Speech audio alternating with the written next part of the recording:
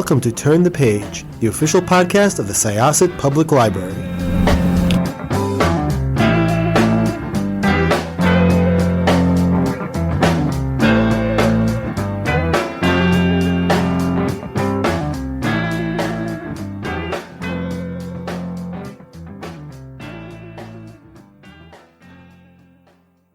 Hi, this is Jessica with Turn the Page podcast, Syosset Public Library, and I am thrilled to introduce or have my guest introduce himself today.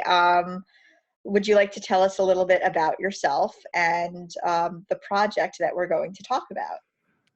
Hi, my name is Dan Misener. I live in Toronto, Ontario, Canada, and I am the host and producer of a live event series and a podcast called Grownups Read Things They Wrote as Kids, which is pretty much exactly what it sounds like. It's a live event where people get on stage and share childhood and teenage writing. So people share book reports, they share diary entries, they share angsty teenage poetry, they share letters from camp. Some of it's pretty funny, some of it's a little bit sad, and it's this sort of lovely shared experience where we can all connect with our former selves and share a little bit of that nostalgia. It's a really great project and a really great idea. And while we're recording this, because this is probably going to go out a little bit later in the summer, this is, and I'm sure that, I hope things have changed by that point, but who knows? We are all sitting in social distancing mode, isolation, quarantine mode, and I've been hearing from a lot of people that they are in their parents' house. And their parents' house is full of writings that they had when they were kids, and they're sort of rehashing it. So, I felt like no time like the present to reach out about this project and talk about how the idea came about. I know right now my parents live a few towns over, and all of my childhood stories, writings, angsty, anything is sitting in a drawer, and it's there. And I'm like, do I want to go down that road next time I stop by to make sure my parents are doing all right? Or do I want to not go down that road? So how did you start taking people down this road?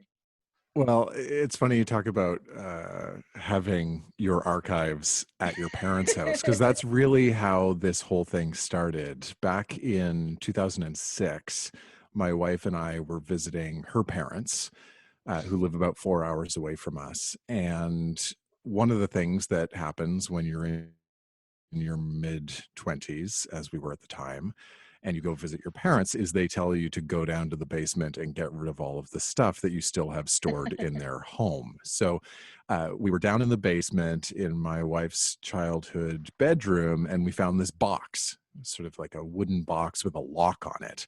And we broke open the lock to see what was inside. And in amongst some of my wife's childhood things was her diary from when she was right on the edge of being a teenager, sort of those tween in-between years where you're sort of not quite a little kid and you're not quite a teenager, 11, 12, 13, that kind of age. Right. And we were down in the basement and we just started reading this diary out loud to each other. And parts of it were really kind of funny and parts of it were a little bit sad. But it was, for me, this wonderful experience because I didn't know my wife when she was a kid. So it was a window into her life and her family's life that I never really had access to. And so it struck us that other people might be in this same situation. Other people might have a book report or a diary entry or a journal or letters that they kept in a shoebox, that kind of thing. Maybe it's at their parents' house, maybe it's in a storage locker, maybe it's in their attic, maybe it's that box that you bring from apartment to apartment to apartment and you're never quite sure why you're holding on to this stuff. So it struck us that other people might be in the same situation. So what we did is we just organized a really informal open mic night at a local bar and invited people to show up and share this kind of material. And that was late 2016, early late 2006, early 2007, and 13 or so years later, we're still doing it. And what started as sort of a very small community open mic event has turned into a cross Canada regular touring show. We play theaters, we record all of the events, and we make a podcast out of it. It turned into a national public radio show that aired to millions of Canadians. So it was this really tiny, fun little project that my wife and I pursued in our spare time, and it's grown into this really sort of lovely shared experience. I think that sounds absolutely amazing. How often do you record, and about how many people do you get per session? Yeah, so Grownups Do Things They've Wrote as Kids is at its heart an open mic, right? So it really is first come, first serve. You sign up on the list and you're there. And so it's obviously different now when people are working from home, when theaters are shut down, when sort of the live events business has come to a standstill. We're not doing any live events right now, and I Right, think we won't for the certainly the near term, and we're not going to do any until it's safe and reasonable to do so. of But course. for the past couple of years, it's been about 26 live events a year all across Canada, some in the United States, and the same number of podcast episodes. So every 2 weeks, releasing a new episode. And at this point, it's been hundreds and hundreds and hundreds, maybe even into the thousands of readers that we've met over the years. That's pretty amazing. Have you had people, so it's based in Canada. Have you had people cross the border, so to say, to get involved with this? Yeah, we've done a few shows in the US. We've done shows in Chicago and Detroit, and we have a lot of podcast listeners in the US. It's more podcast listeners in the US than Canada. I think that's largely a function of the relative populations of our countries. And we've absolutely had people visit Canada from the US just to read at our shows, which is really always a very flattering thing to have happen. Certainly in towns that are closer to the border, that's a little bit easier, right? So for instance, in Vancouver, we will often have people come up from Seattle, that kind of thing. That's pretty, and that area is absolutely beautiful, I have to say. Mhm. I had the opportunity of visiting a while back, and it was one of the most beautiful places I've ever been to. What better, cross the border for that, and you get a show too. And Yeah, and my wife is from southern Ontario, not far from Windsor, Ontario, and Detroit, which are just right. across the Detroit River from each other.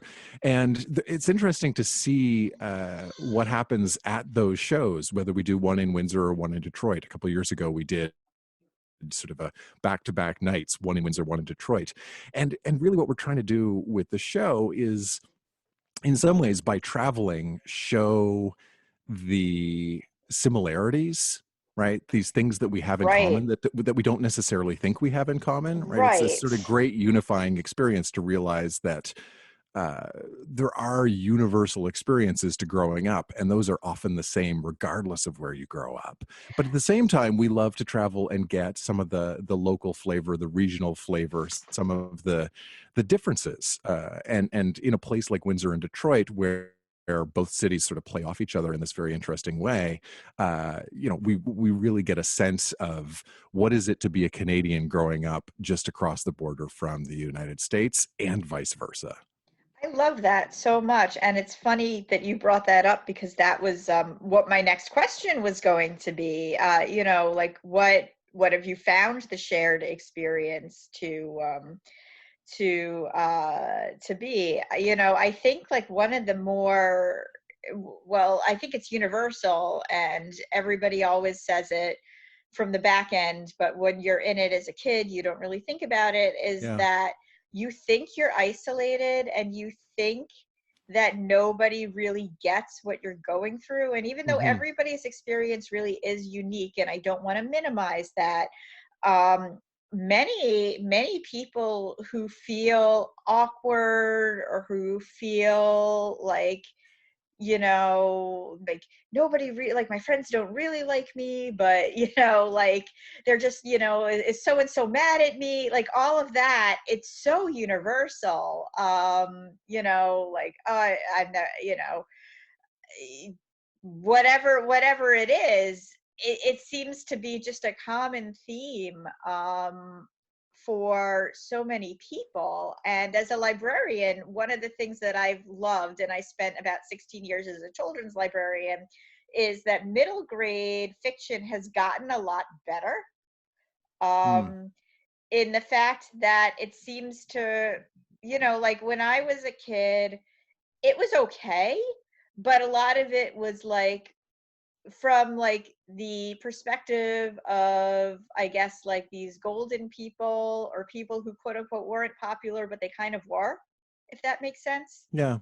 Like you'd have like the people, like either you'd have like the 90210 crowd, like, the ones who everybody wanted to be, or like you'd have these people and they're like, well, like they're, we're like the super awkward crowd, but they really weren't, and it was, just a lot of fantasy, which is fine. But I think a lot of people didn't really feel like that really represented them. It was really more like a goal. um, Yeah. and a lot of middle grade fiction now seems to sort of embrace the hardship of being in those between years and not really sure where you stand with your friends, with, being a teenager versus being a kid. And I've loved that. um I don't know. Do you do you find that some of the people who come, are they writers themselves now, or have they found that they kind of put that part of their life away? I don't know if I can say conclusively how many of the people who get on our stage continue to write into adulthood or Right. not. What I can say is that many of the people who end up on our stage and share their childhood and teenage writing are themselves right now in a moment of transition. And this is something that I think a lot about, right? The Right. the sort of liminality of life, the in-between stages when you're not quite to the next phase of life, but you're not past the phase you're currently in. These sort Right. of these in between moments, and I think nostalgia plays a really interesting role in our lives in that way.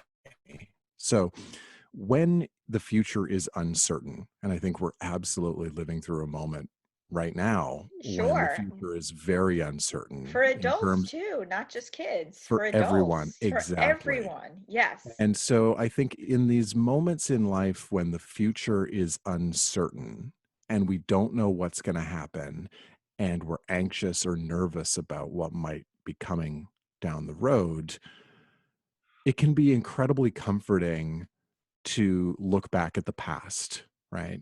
To Hmm. connect who you were to who you are now, and then Yeah. connect who you are now and project that into the future.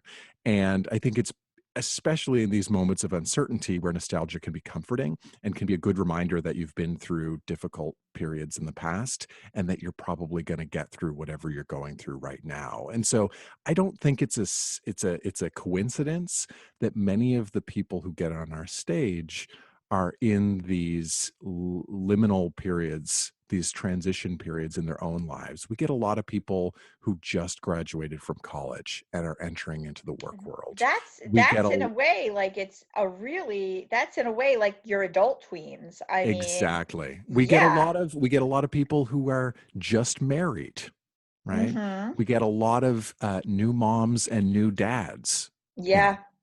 We get a lot of empty nesters who are moving into a phase of their life where their kids are grown and they're in a reflective mood, right? Right. So I don't know if the common thread is about the writing. I think the common thread is about sort of the shared experience and the comfort that looking back to the past can bring, and how by looking at the past we can connect who we were to who we are to who we expect will be.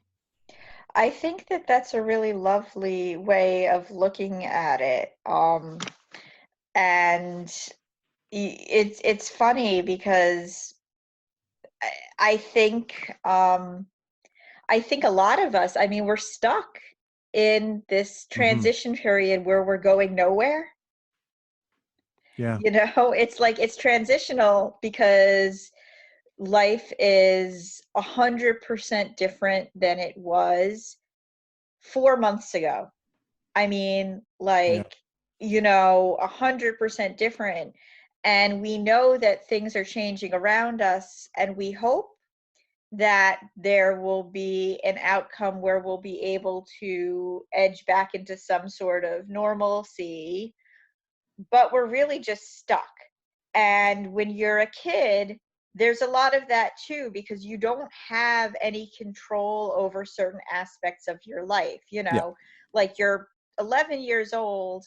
And I mean, I remember being 11, 12 years old and like begging my parents to let me walk to the pizza place 5 minutes away to meet, like my cousin and have just a slice of pizza on my own. And, like, am I old enough to do that? And am I going to sneak out and do it when my parents are out, So, like, right now, like, you're you're in your house and or at least, like most people understand why we're in our house, and Hmm. there's a big unknown out there, and it's not something we can see. When you were a kid and you were trying to get those permissions and those little freedoms, like, you knew, like, or at least you were told to look for like the strange person in the van who was asking you to get in their van. The coronavirus doesn't look like that at all. Yeah. I mean, I think there's a Yeah, couple of really interesting things that you just said yeah, there, and go one of for them it. one of them is this idea of feeling stuck or feeling in between, but not knowing what the next step is. And Yep. that feels especially resonant right now. I was reading something the other day that was talking about the phenomenon. I mean, we're recording this towards the end of May in Hmm. 2020. And there's this feeling that every day is a bit like Groundhog Day. Oh it's yes. just, it's just the same day over and over and over again. I was reading something the other day that was talking about why it feels that way, and again it's back to this idea of an uncertain future, Hmm. and the phrase that was used in this article was temporal disintegration, which sounds Oh, kind of terrifying, it but it does. really struck me, this idea of temporal disintegration, where it feels like we're living the same day over and over and over again because we can't connect where we are now to some tangible version of the future, right? Yeah. And I think, and again, I think this is where looking back to the past can be very, very helpful. You Hmm. also talked about sort of the experience of firsts, right, or getting these sorts of permissions or freedoms. Permissions, yes. And I think I'm not surprised that a lot of the reading that we hear on our stage when people are sharing childhood or teenage writing, a lot of what we hear about is firsts, right? Hmm. It's first kisses, it's first dates, it's first jobs, it's first loves, it's first heartbreak, it's first big fights with your parents. It's that kind of stuff. Yeah. And I think when you're a kid, your first is the most extreme version of anything that you've experienced, right? Your first kiss is simultaneously the best kiss you've ever had and the worst kiss you've ever had. Absolutely. It's both of those things. So the dynamic range of being a kid and going through, like growing up is a series of firsts. Yeah. And it's only with time and perspective that you get that dynamic range in your life. You can tell what a good kiss is from what a bad kiss Right. is. You can tell when a fight is a big deal or a small deal, right? But when you're a kid and it's all new and you're going through all of this stuff for the very first time, childhood is really extreme, right? It really, really Everything is. is Yes. simultaneously the best and the worst version of something that you've experienced because it's your only reference point. And I Right. think that is something that a lot of adults sometimes lose sight of, right? Hmm. So kids right now are going through, in many cases, their first And I mean, a lot of adults are going through their first, major global crisis. And we've Yeah. had major global crises in the past, right? Yep. But I think it's especially important to try and empathize with people who don't have a frame of reference for this. And I think a lot of young people are in that boat. Agreed. And I think, it's like, and it's really interesting to be in a situation where you're experiencing firsts with your children. Um, so another question that I wanted to ask was, so is it mostly memoir, or do you get like embarrassing, like, fiction stories that Yeah. people wrote? We get almost every imaginable format of writing. So much of it is true and based on the lived experiences of our readers. So probably the most common format we get is a journal or a diary, right? A private piece of Right. writing that was originally secret and not intended to be shared out loud. But we also get quite a lot of fiction, right? Hmm. When I was a kid, I was heavily influenced by sort of the pop culture touchstones of the '80s, right? So Yes. I wrote my own versions of Ghostbusters. I wrote Ooh. Ghostbusters 3 and Ghostbusters 4 and Ghostbusters. I wrote a whole bunch Yep. of sequels to Ghostbusters, right? And I wrote my own stories that were sort of a blend of fiction and nonfiction, right? So I think one of the most common formats that we get in the fiction genre is fiction where the characters are real. I'm going to write about my friends, but I'm going to Right. put us in some fantastical situation or world, right? It's me and my friends fighting monsters. It's me and my friends going on an adventure, that kind of thing. Kind of like Stranger Things. Felt Yeah, very yeah. much like that. Yeah, exactly. So Yeah. so I think one of the joys for me of doing these live shows and traveling across the country and meeting people is the diversity of different people who come on our stage, but also the diversity of formats, right? Fiction, nonfiction, short stuff, long stuff, uh, you know, just journals, diary entries, book reports, letters from camp. And sometimes we discover formats that we didn't know existed, right? Like brand new things that only kids could invent, right? Like just like hybrid formats that you would never imagine ever being published.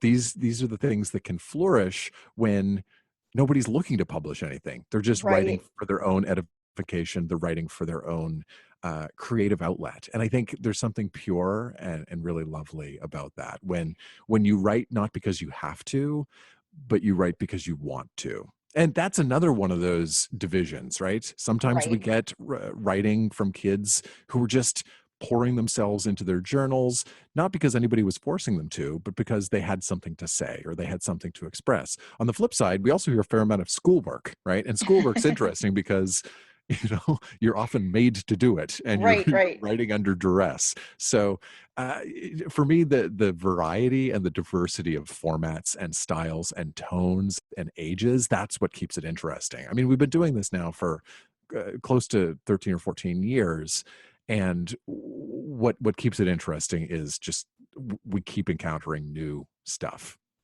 I think this sounds like an absolutely amazing project, and I thank you so much for coming on and talking about it with us. If people would like to hear it, learn more about it, where should they go? The best recommendation I have is to listen to our podcast. So you can find the show Grownups Read Things They Wrote as Kids in all of the podcast apps. W- You can find us on the web. You can just search for the words Grownups Read Things They Wrote as Kids and we will pop up. I guarantee it. Yay. Yes, you will. That's how I found you.